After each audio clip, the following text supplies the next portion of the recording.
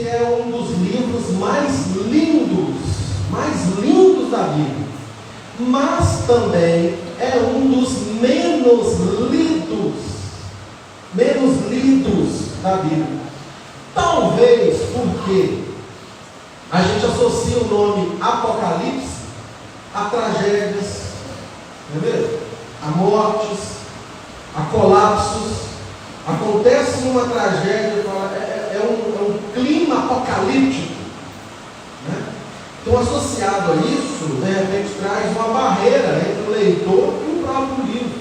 Talvez pela dificuldade que existe de entender o gênero literário aqui do Apocalipse. Não é uma poesia como os salmos, que são fáceis, né, de assimilar. É um gênero literário chamado apocalíptico mesmo, que usa muitos símbolos, muitos sinais. Alguns outros livros da Bíblia têm, em certos momentos, esse estilo literário. Daniel é um deles. Daniel, até o capítulo 6, que tem lá Daniel na cova dos leões, Daniel na cova dos leões, então está de boa, nós estamos entendendo. A partir daí, um gênero literário apocalíptico. Daniel começa a apresentar símbolos, sinais, datas, que a gente fica meio confuso, e isso, de repente, traz uma barreira. Mas eu quero encorajar você a ler o Apocalipse, tá bom?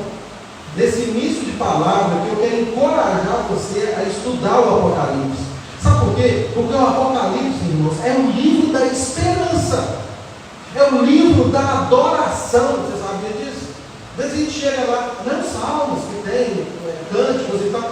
Nós aqui na nossa liturgia, nós começamos lendo um cântico lá de Apocalipse 4:11.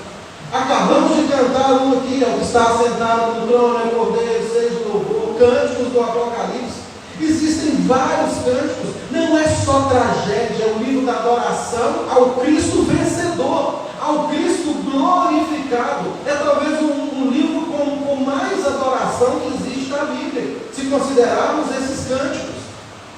O Apocalipse 4:8 mesmo, Santo, Santo, Santo é o Senhor Deus, o Todo-Poderoso, aquele que era, que é, que há de vir. A gente está perdendo essas porções maravilhosas de adoração ao Cristo glorificado, ao Cristo vencedor, porque estamos aí com receio de ler, de não entender. Eu quero trazer encorajamento para você.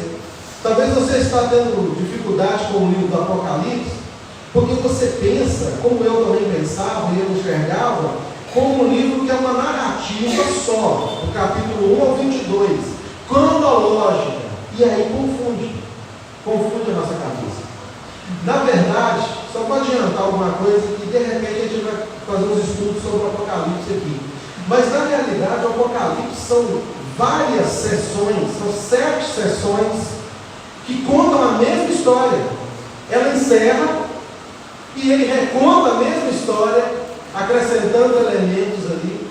Em outra seção de capítulos, reconta a história, acrescentando elementos, e assim até o final. Se você ler nessa perspectiva, você vai perceber que o Apocalipse é um livro muito interessante de se ler.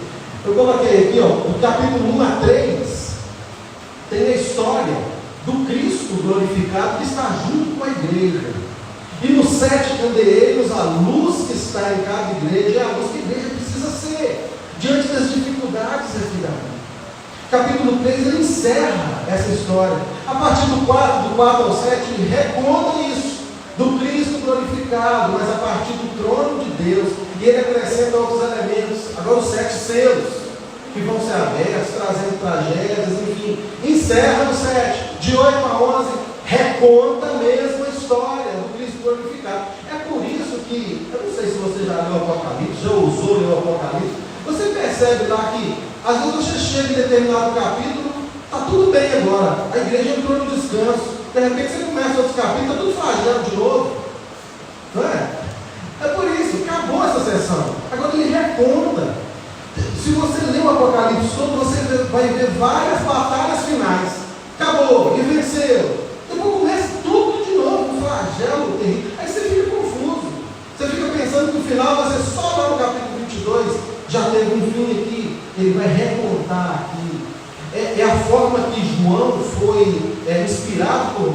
para levar uma palavra que a igreja, de fato, ali entendesse que o Apocalipse é escrito para aquelas 7 igrejas e traz esses ensinamentos para todos nós. Por isso eu queria te encorajar a ler, e ler agora nessa perspectiva, entendeu? Que acho que vai auxiliar muito a vida de vocês. Um exemplo disso que eu falei, irmãos, deixa eu ver aqui, é isso mesmo. Um exemplo que eu falei aqui é o próprio texto que nós estamos. Nós estamos no capítulo 8, certo? Vocês abriram aí, nós vemos. O finalzinho do capítulo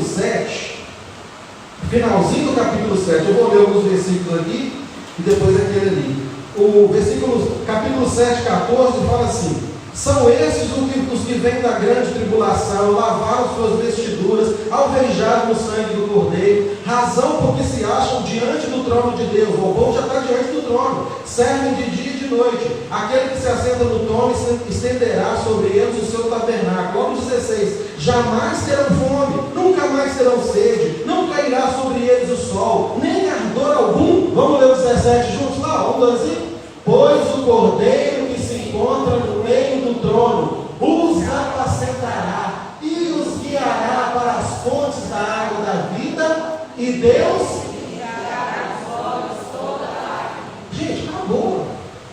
O povo já está lá no trono, já está no novo céu, nova terra. Os olhos já não tem lágrima nenhuma mais, já não tem fome, não tem nada. O que mais? Acabou. Aí ele vai começar a recontar a história a partir do capítulo 8 que nós estamos vendo, acrescentando agora outros elementos. Se do 4 a 7 tinha 7 selos, agora ele vai acrescentar 7 trombetas. É fantástico. E ele vai começar agora a partir do 8, mostrando a mesma história, a história do Cristo glorificado, do Cristo que venceu, do Cristo que enxugará dos nossos olhos toda a lágrima. Glória a Deus. O Apocalipse é um livro da esperança. Ele adora o Cristo vencedor. Sua vitória e a vitória da igreja é contada e é recontada em vários ciclos dentro desse livro. Glória a Deus. Posto isso, irmãos, pode dar um ano para você estudar o Apocalipse. Vamos para o nosso capítulo de hoje, no capítulo 8, que vai recontar a mesma história que foi contada. Agora, ele vai começar essa história contando com um intenso ambiente de reverência. Ele vai colocar para nós uma reverência tão grande no trono de Deus, que a gente vai ficar assim, surpreso. João começa falando da abertura de um tal sétimo selo. Apocalipse 8, versículo 1 fala assim: quando o Cordeiro abriu o sétimo selo, então ele continua, ele inclusive faz uma transição muito jóia. 6 selos foram abertos, do capítulo 4 ao 7, levando muito flagelo, situações difíceis para a igreja, mas a igreja foi vencedora por meio de Cristo, que enxugou dos olhos dela toda a lágrima. Agora ele joga isso para o capítulo 8, gerando expectativa. Existe um sétimo selo que não foi aberto. E ele começa a recontar essa história a partir desse sétimo selo. Se 3 trouxeram provações, o que será que vai trazer esse sétimo selo? Fica todo mundo, os personagens ali daquele cenário estão assim, com a expectativa alta. O leitor do Apocalipse, do tempo bíblico, que receberam a carta, estão na expectativa, o que é que vai acontecer? E nós que lemos o Apocalipse hoje, ficamos aí curiosos também, o que será que vai acontecer nesse sétimo selo? E a grande surpresa nesse sétimo selo, o que é? Que não acontece nada.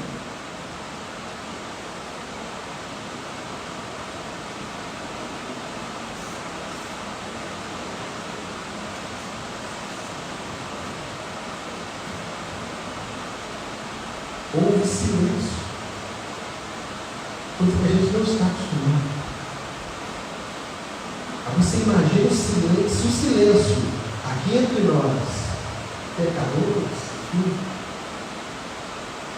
é tão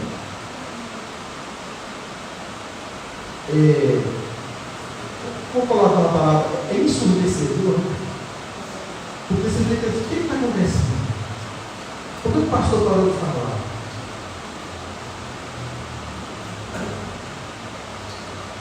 Será? E lá houve um silêncio, cerca de meia hora, reverência diante do trono. João vai começar a recontar a história do Cristo vencedor a partir desse ambiente de extrema reverência ao Senhor.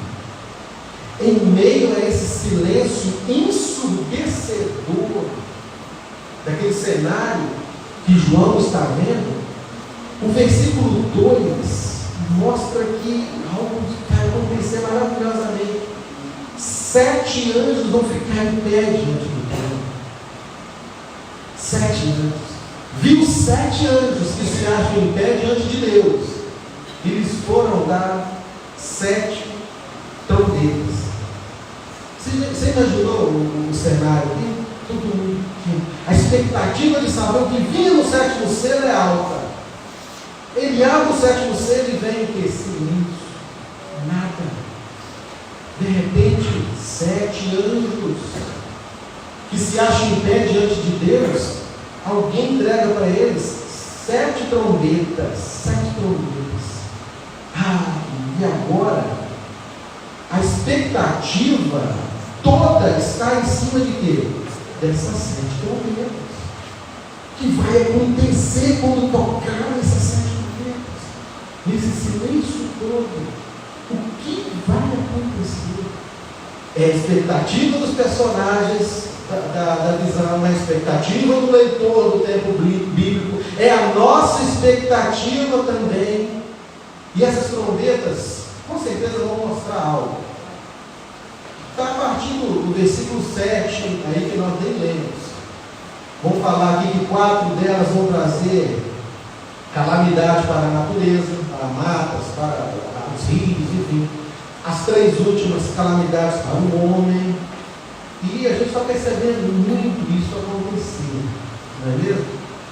Mas a expectativa está naquelas trombetas. E eu tenho uma notícia para você. Que muita gente não coloca essas trombetas, não é mesmo? Tem até ministérios aí, que ministério da última trombeta. Ministério, sei o quê. A trombeta vai te tocar. Pastor, em qual trombeta que a gente está? A preocupação é intensa com ela. Eu tenho uma notícia para você. Não vou falar sobre trombeta. A pregação não é sobre trombeta. Por mais que nós estejamos curiosos, esse não é o foco da mensagem. Eu quero lançar luz nessa noite a uma figura, a um objeto que passa despercebido aqui por conta dessas trombetas, por conta de nós levarmos o nosso olhar, a nossa expectativa para essas trombetas. É uma figura que fica apagada no capítulo, porque a gente passa por cima. O que vai acontecer com as trombetas? Mas passa por cima dessa figura. Ela fica apagada no livro todo, e é uma figura que fica apagada, inclusive na nossa vida, irmãos. E ela não pode ficar apagada na nossa vida. Nós vamos ver que objeto é esse. E ela aparece exatamente no versículo 3. Veio outro anjo. As 7 trombetas ficaram ali. E outro anjo veio. Com o quê? Veio com incensário de ouro. E foi-lhe dado muito incenso para oferecer com as orações de todos os santos sobre o altar de ouro que se acha diante do trono. Irmãos, antes das trombetas, e o que vai acionar as trombetas, vamos dizer assim, é o incensário de ouro. E a gente está passando por cima. Antes da trombeta vem o incensário de ouro. E o incensário de ouro perde com as trombetas, tanto no capítulo que lemos, como na nossa vida. E e perde de goleada, né? 7-1. Literalmente. Que coisa! Não há como falar ou se preocupar com trombetas sem falar ou se preocupar com o incensário de ouro. Muito incenso é dado ao anjo para colocar nesse incensário. Olha lá, foi-lhe dado muito incenso para colocar nesse incensário. Aquele aroma agradável do incenso permeia todo o ambiente, torna todo o ambiente reverente. E esse aroma agradável daquele incenso se mistura com algo que vem da terra, que está chegando da terra, se mistura com as orações de todos os santos sobre o altar de ouro que se acha diante do trono. Ai, irmãos, as orações que sobem aos céus são cheias de imperfeições. Perceberam aqui? No capítulo 7, o povo já estava diante de Deus, com os olhos já sem lágrimas, sem dor. Agora ele começa a recontar. Agora a igreja está lá embaixo ainda. De novo, orando, buscando, clamando. E as orações que sobem são orações imperfeitas. As nossas orações perfeitas. Vem de gente imperfeita. Mas essas orações imperfeitas, elas encontram o aroma que vem do incensário de ouro, se mistura com esse aroma, e esse aroma chega até o trono de Deus e é recebido por Deus de forma agradável. É isso que representa esse incensário de ouro, que nós não estamos dando crédito para ele. As orações que sobem ao céu são cheias de imperfeições, mas recebem o aroma agradável do incenso. Agradável do incenso.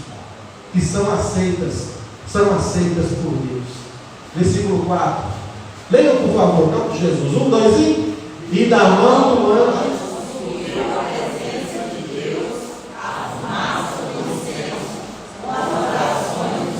Que cenário espetacular, irmãos. O anjo enche o incensário do fogo do altar também. Ele vai lá no altar e vai pegar fogo do altar e vai atirar aquilo ali para a terra, gerando barulho, trovões. Olha no versículo 5. O anjo tomou o incensário, encheu do fogo do altar e o atirou à terra. Houve trovões, vozes, relâmpagos e houve terremotos. Que cenário! Que cenário! E as trombetas estão quietinhas.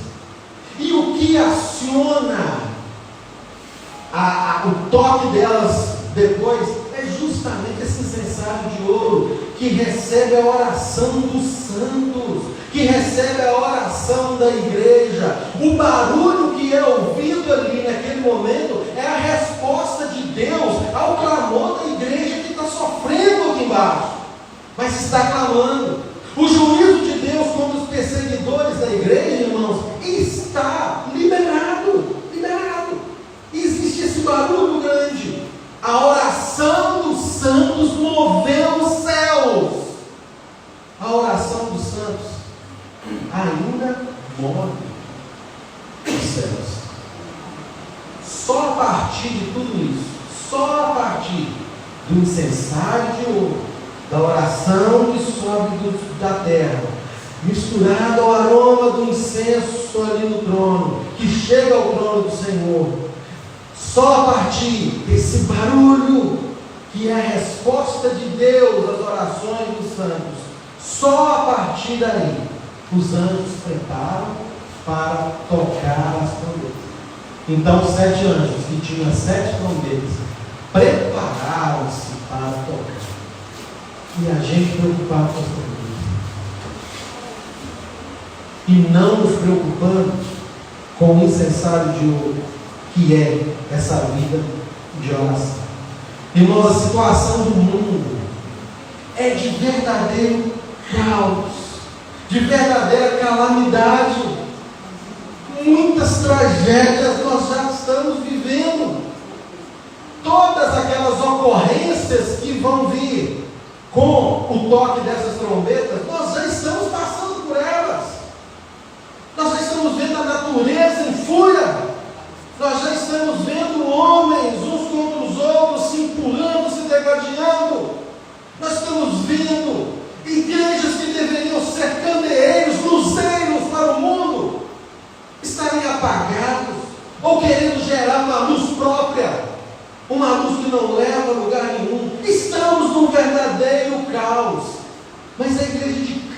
Cristo, ela está no mundo e deve usar esse incensário de ouro, deve clamar ao seu Senhor, deve ser uma igreja que ora, que busca, que clama. Irmão, a igreja tem clamado, tem vivido essa vida de oração. O Apocalipse é tremendo, ele mostra Jesus com a sua igreja, e a sua igreja sendo a luz que o mundo precisa, porque a igreja tem a luz que é Jesus. Do capítulo 1 a 3, com 7 candeiros. O Apocalipse mostra no capítulo 4 a 7, que 7 selos de muita tragédia vai chegando, mas a igreja está firmada no Cristo vencedor, e o Cristo vencedor enxugará dos olhos deles toda lágrima, e tudo vai terminar bem para os que estão em Cristo. E no capítulo 8 ele reconta isso, mostrando a inquietação do mundo com as ocorrências na natureza, no meio das pessoas com as 7 trombetas. Irmãos, a única saída para a igreja é um incensário de ouro, símbolo da oração dos santos, que continua, infelizmente, sem receber a devida atenção que a igreja precisa dar. A única saída para o mundo é a igreja elevar sua voz ao céu, que misturada ao aroma agradável do incenso, são aceitas pelo Senhor. Irmãos, em outras palavras, a nossa única esperança para o mundo, a única esperança para a cidade, a única esperança para esse bairro, a única esperança para as famílias, a única esperança para essa igreja, a única esperança para a sua vida é a oração. É na oração que nós encontramos essa saída nos momentos mais difíceis.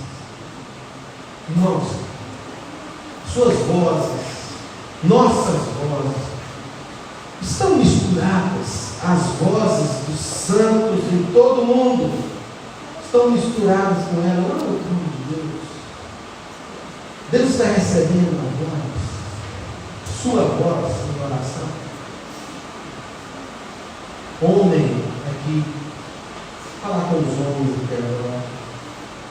Você é alguém que apresenta ao trono de Deus a sua família, a sua empresa, a sua vida em oração? Você é uma pessoa que faz isso? Como é que está a sua vida de oração? Onde está o incenso de ouro na sua vida, Ronaldo? Velho.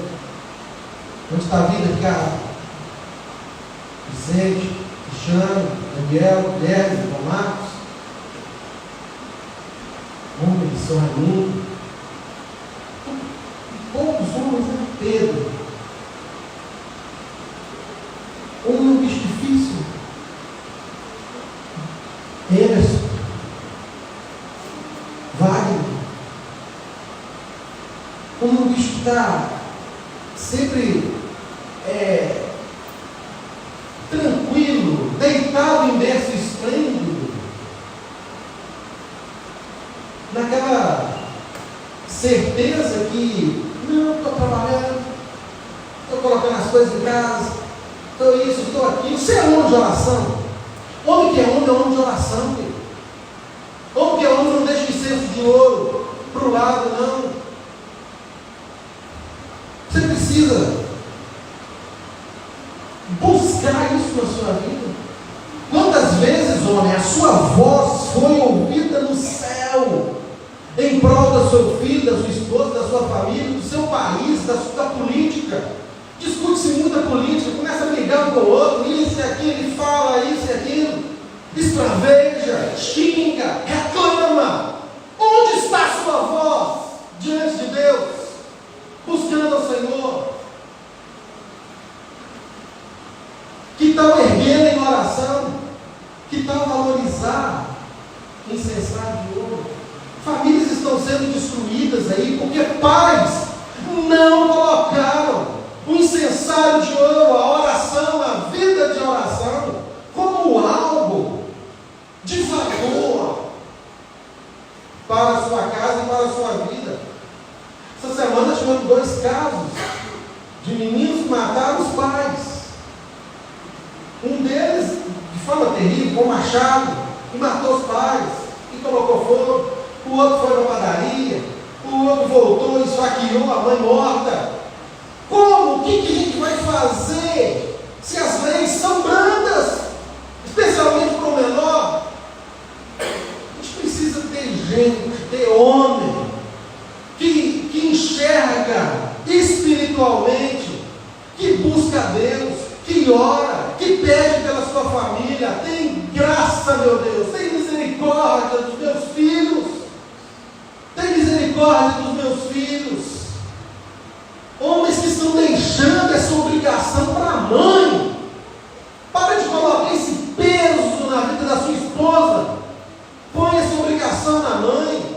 Joga essa obrigação para a escola, arrumando uma escola confessional. Fica ali querendo que a capelania do colégio presbiteriano leve a parte espiritual para o meu filho. Não! Que seja uma parceira nisso, mas você realiza. Homens que estão deixando essa obrigação de oração, de busca e de intercessão para a igreja, para o pastor. Até quando, meu querido? Até quando? É hora de assumir a sua responsabilidade, homem. É hora de assumir a sua responsabilidade, tomar um incensário de ouro, como que é o símbolo das orações dos santos que chegam aos céus.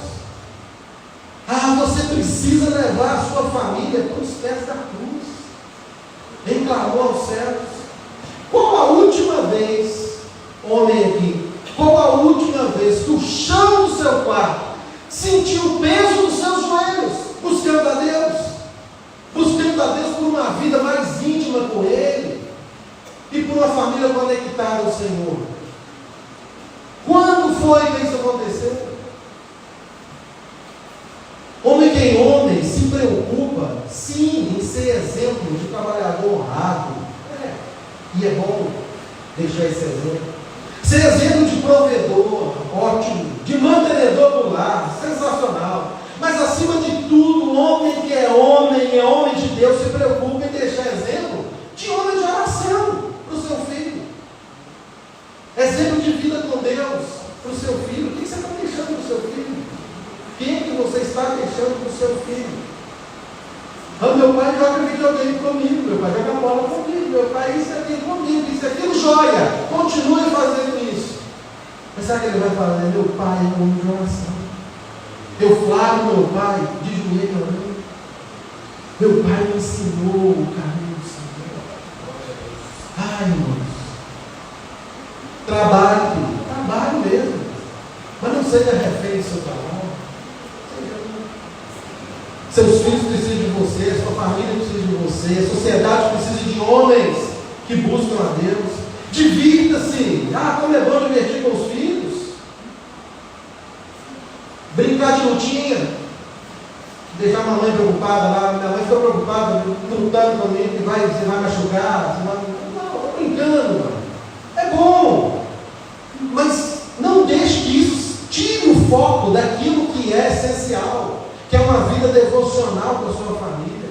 Cresça, homem, cresça profissionalmente, cresça mesmo, muito, na profissão que você escolheu, mas não esqueça da carreira da fé. Que adianta crescer na carreira aqui e a carreira da fé não crescer, não se desenvolver? Cresça, não esqueça do incensário de ouro, que são as orações dos santos. É prioridade para a sua vida. Um amigo meu, já falecido, numa igreja que eu frequentei, trabalhei como ministro de música aqui, e um médico muito conceituado aqui em Valadares, ele não ia dia de semana na igreja, só no final de semana. Todo mundo entendia muito bem, médico, trabalhando, tranquilo. Mas teve uns momentos que ele começou a aparecer. Você sabe quem vem, né? Dia de semana e quem não vem. Quando chega, você fica caçuza, né? O pessoal não vem. E na outra semana veio de novo e tal. Aí fui conversar com ele, ele falou: Roberto, aqui fui eleito agora presbítero tenho responsabilidade com essa igreja. Meu menininho acabou de nascer, meu filho acabou de nascer, e eu fiz um compromisso com Deus. Dias de terça e quinta, o consultório 6h20, eu falei para a secretária, não atende mais ninguém. 6h20, a última, para ver se eu saio daqui 7h10 do consultório e estou. Ficava até 8h30, 9h, mas eu vou fazer isso. E começou a perceber a importância. Às vezes, a maioria das vezes, ele chegava todo branquinho, nem serviço, sentava. Muitas vezes eu estava lá no louvor, eu estava assim. Mas estava posicionado, o filho dele está ali, do lado, a esposa, meu pai dele. Meu pai até cansado, um legado que deixa, irmãos. Um legado que deixa. Faleceu há uns 4 anos. O menino está formando, agora tive notícias, e com certeza, se perguntar para o menino, ele vai falar isso. Seu pai cansado, ele estava lá. Deixou um legado. O que você tem deixado para o seu filho? Pensando que está deixando coisa boa e não deixando o essencial. E as mulheres, hein? Mulheres estão buscando aí empoderamento, voz e vez da sociedade. Vocês têm buscado o empoderamento do Espírito, irmãos? Tem buscado empoderamento na vida de oração? Ou está buscando apenas essa autonomia, esse reconhecimento social? Irmãs, está cada vez mais raro na igreja e assim também na sociedade, claro, mulheres simples, né? aquela beleza natural,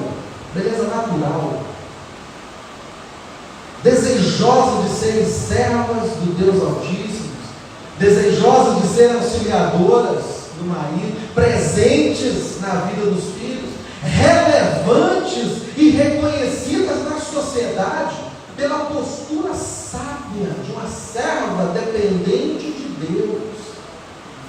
Está raro. Mulheres assim está cada vez mais raro por faltar nelas um esquiçado de ouro, que é essa vida de oração. Irmãs, buscar ter voz na sociedade sem ter essa voz reconhecida no céu é insensatez. É buscar o que é vão, é correr atrás do vento. E os jovens, adolescentes, meninada aqui, que bom, vocês estão sempre conectados, né? A gente procura andar junto aí, mas é difícil.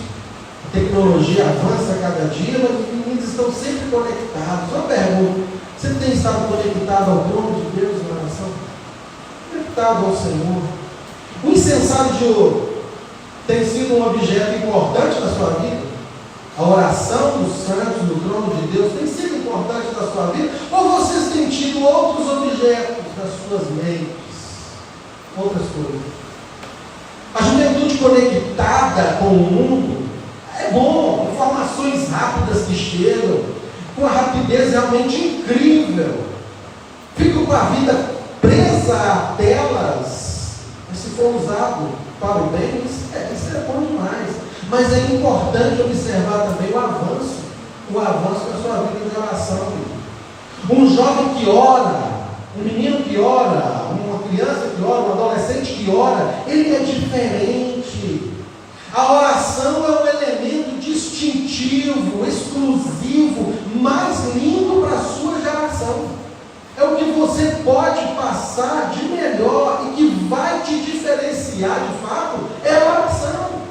A oração é a diferença que a moçada precisa, que os meninos precisam ter. E você, jovem, precisa levar isso ao Senhor.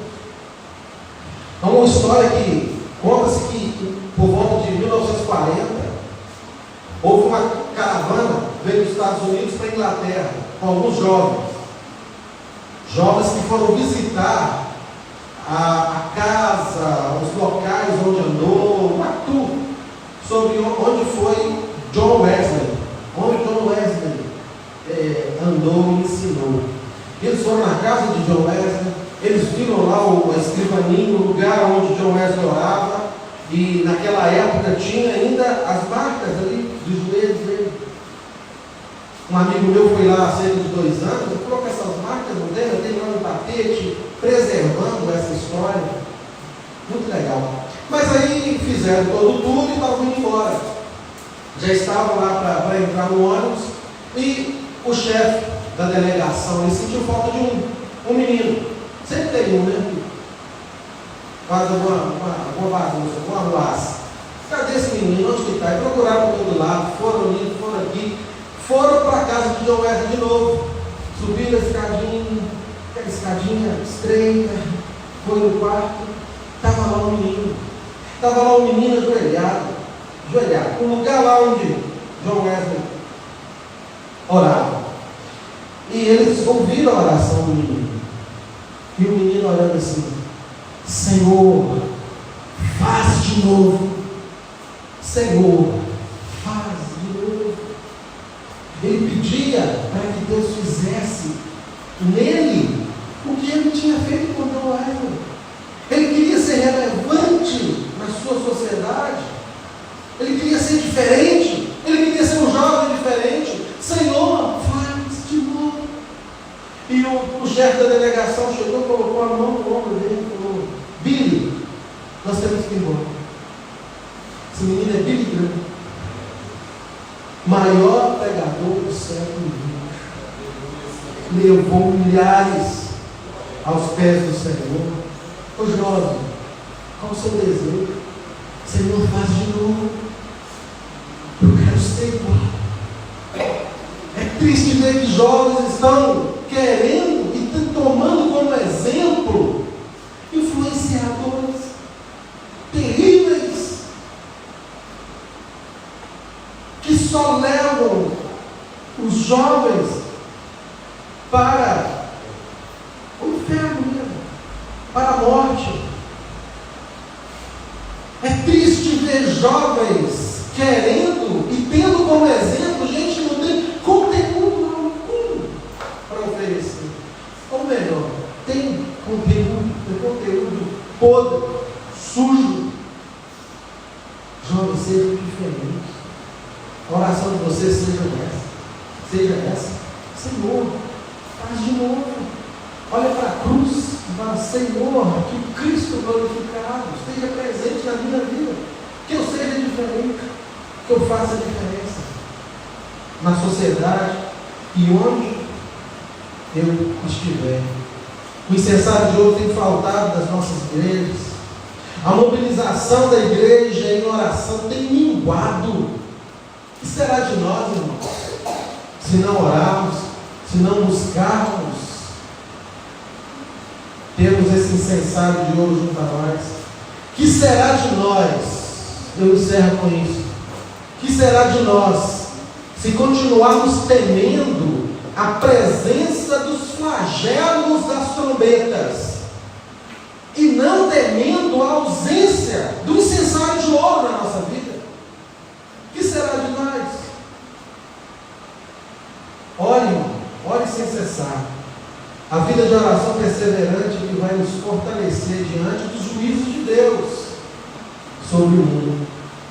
Essa sessão do livro do Apocalipse, de 8 a 11, contando e recontando essa história do Cristo vencedor, vai encerrar com essa 7ª trombeta tocando, revelando algo terrível para os que não se encontram com Cristo, mas para os que são de Cristo e o buscam incessantemente. Tem uma mensagem que é consoladora. Apocalipse 11:15. O reino do mundo se tornou do nosso Senhor e do seu Cristo, e Ele reinará pelos séculos dos séculos. Louvado seja Deus. Você vai reinar com Ele? Você vai reinar com Ele? Busque o incensário de ouro, busque viver essa vida de oração. E o Apocalipse vai começar a partir do 12, recontando, e depois você lê. Vamos estudar no Apocalipse. Vamos lá. Para encerrar, aplicações para nós encerrarmos. A igreja precisa de dar atenção para o incensário de ouro, símbolo das orações dos santos. A oração precisa estar presente presente entre nós. Precisa. Não somente na quinta-feira, 7h15, nós temos nosso tempo de oração aqui em comunidade, mas a oração diária na sua vida, buscando a Deus. Homem que é homem, se preocupe em dar exemplo de homem honrado a todos, sim, mas acima de tudo, se preocupe em deixar exemplo de homem de oração e de vida com Deus. Você, homem, leva essa mensagem para você do seu coração. Sua família vai ser completamente diferente, sua vida vai ser completamente diferente. Mulheres, busquem sim relevância na sociedade, busca mesmo, tendo vez e voz. Vocês têm muito a oferecer, mas primeiramente tem uma voz reconhecida no céu. Exemplo, mulher de oração, sempre buscando o empoderamento, sim, mas um empoderamento que vem do Espírito de Deus. E jovens, ou meninados, estejam conectados 24 horas, mas com o eterno, através da oração, através da vida com Deus. O jovem que ora é diferente e honra a Deus. Procurem ter como exemplo grandes obras de Deus. Faz a mesma oração do Bíblia. Faz de novo na minha vida.